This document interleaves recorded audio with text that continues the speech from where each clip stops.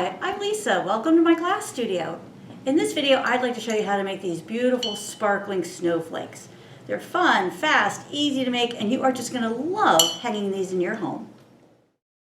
The snowflake designs are made with 1/4 inch wide strips of glass. I highly recommend you use some sort of strip cutter or a ruler and a marker to get really nice, accurate, straight pieces. This will definitely improve the fit, the quality, and the look of the finished pieces. When cutting strips, I always cut a few extra and then don't use the ones that don't come out nice. If they're nice and straight and crisp looking, then I'll use them. If they have waves to them or they break, then I'll just discard those and save them for a different project down the road. Here I'm working on a primed fiberboard kiln shelf. I've drawn 4-inch circles on the shelf and I'm assembling the glass pieces inside those pencil lines. This snowflake is made with iridized white glass. I find when I'm making this type of project, it's fun to make multiples because you're doing the work anyway. You might as well benefit from having a bunch of projects. I'm using a metal ruler and my cutter to cut 1-inch wide strips. Making several pieces like this with this number of pieces can be a little tedious.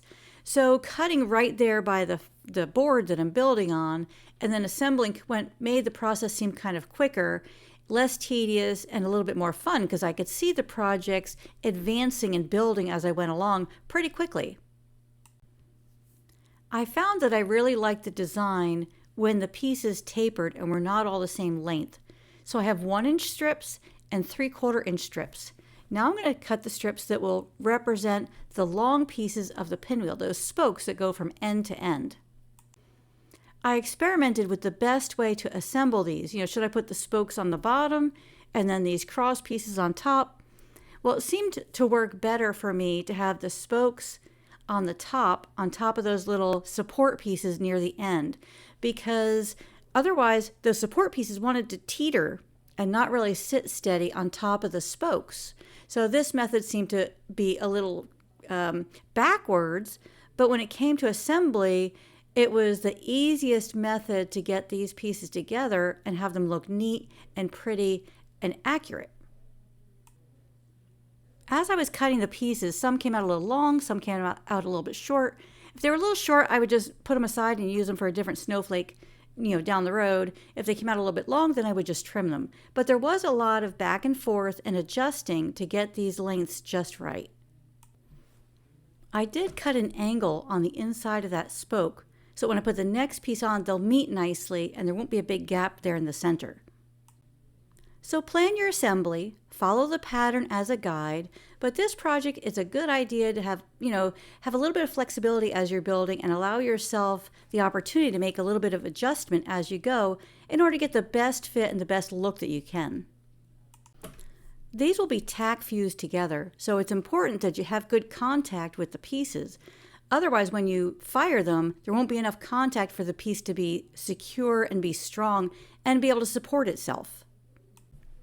When cutting these cross pieces, you want them long enough to visually extend over those spokes, but you don't want them so long that they touch. Unless that's the look you're going for, then by all means, go for it.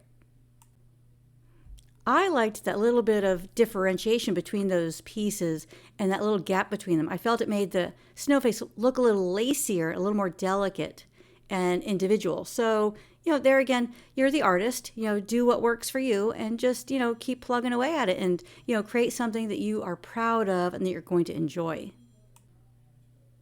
The snowflakes are made with 3 layers. One layer rests on the kiln shelf. Then another layer is suspended over the top of that, and then the 3rd layer is extended over that 2nd layer. Here I'm using a pencil to make adjustments and straighten these pieces out.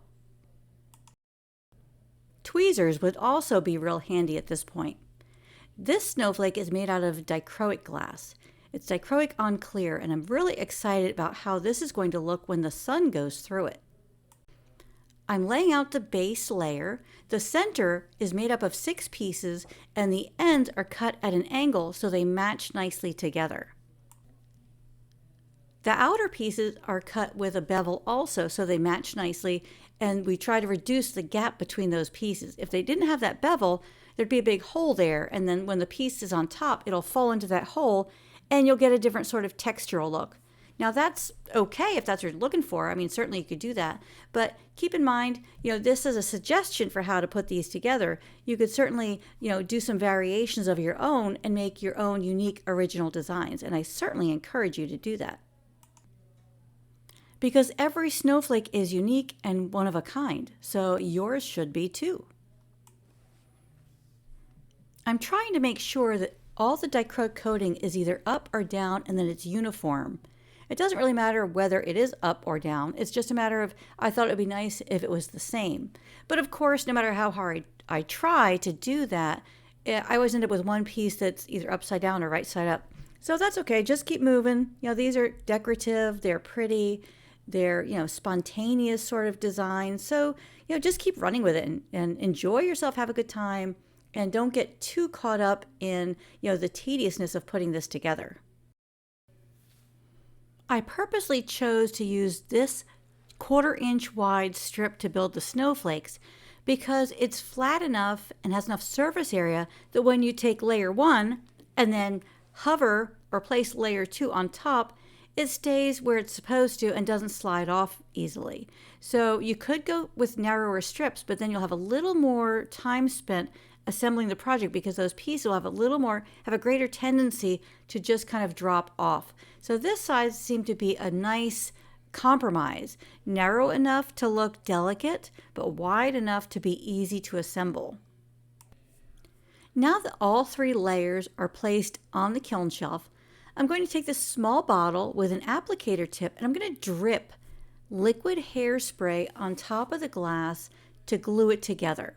Now the liquid hairspray, if you use the smallest amount possible with this little applicator tip, it'll burn off without leaving any residue. So the advantage is it dries quickly so that the pieces are glued together, so you can transport it to the kiln without worrying about these pieces sliding off each other and having to reassemble once you load it inside the kiln. So this is a great, handy, time-saving tip. I made a few of the snowflakes out of rippled dichroic.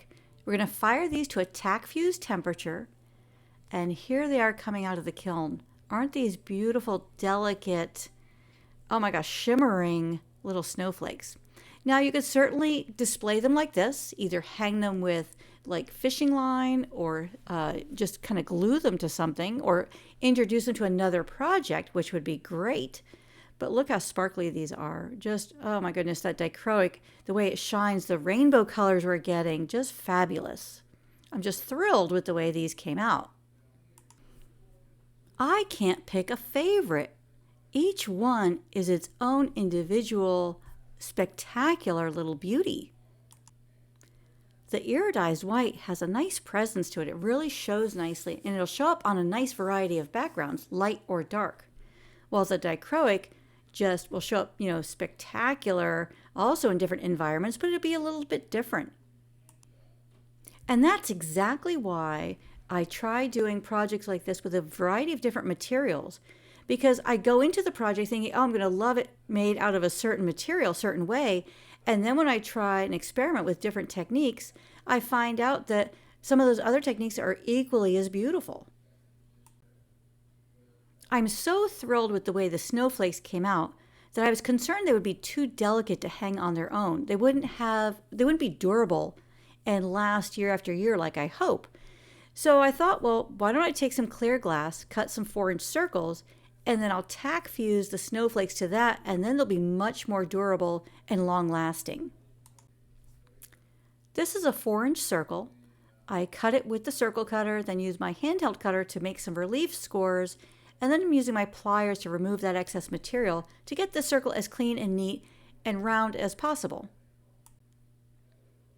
I use my grozing pliers to take off any of those sharp edges or the points to minimize the amount of time I have to spend at the grinder. Then I take the glass to the grinder because I want a really nice, clean, straight edge, and I want a nice uniform shape. I want that circle to be really pretty.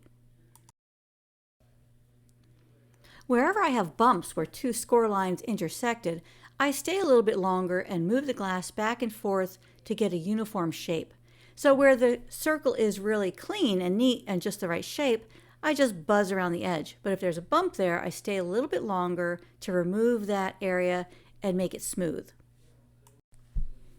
After the glass is ground, I dry it with a towel and make sure that I remove any of that residue from the grinder. Now I take the circles, place them inside the kiln, place the tack-fused snowflakes on top, and fire the pieces again to a tack-fused temperature. Now these are just kind of hovering in the center. And look at that nice presentation and how beautiful they are on top. I use the other snowflakes as accent pieces in a lantern design called Winter Wonderland. I'm really thrilled that I fired these snowflakes on this clear glass because I feel they make them a lot stronger and more durable.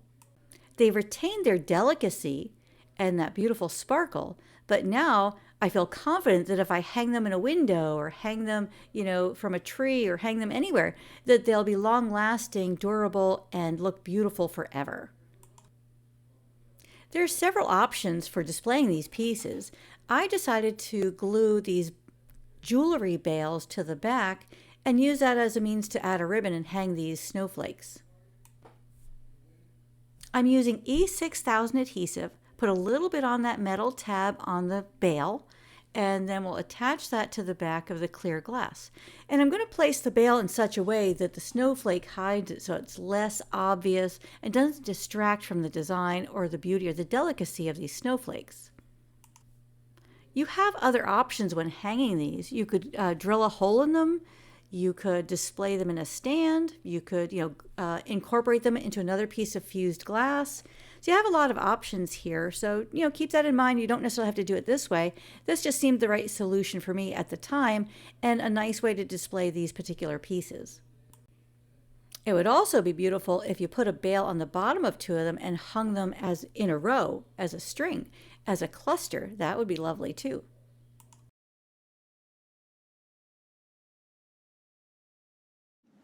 Thanks for joining me. I hope you enjoyed learning how to make these beautiful little snowflakes and that you make some for yourself real soon. They're fun, fast, easy to make, and just a great way to get you out in your studio and have a good time.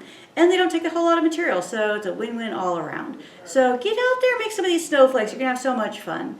Please consider joining my premium video membership. We'd love to have you. We're including and adding new videos all the time, including a video that shows in-depth how to use these to make a beautiful winterly sparkly lantern that you're gonna love. Also, please subscribe to my YouTube channel. Like, love, share, and follow. We would love all that. We really appreciate when you do that. And we appreciate your feedback. Thank you so much. A lot of these new videos that we're working on are, ideas that you have given us that are topics that you find valuable, and we love being able to help you with those things from here in our little corner of the world, our little studio, trying to help you out there in the big world with different topics and things that you find interesting and worthwhile. So thank you for your feedback. All right, well, it's been wonderful. Enjoyed working with you today. Hope you have a great afternoon, and until next time, happy fusing.